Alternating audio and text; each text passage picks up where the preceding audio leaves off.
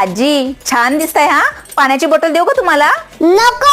आणि एवढी खुश नकोस. मी उद्या लगेच येणार आहे आणि मी गेल्यानंतर लगेच झोपू नकोस. हा जो पसारा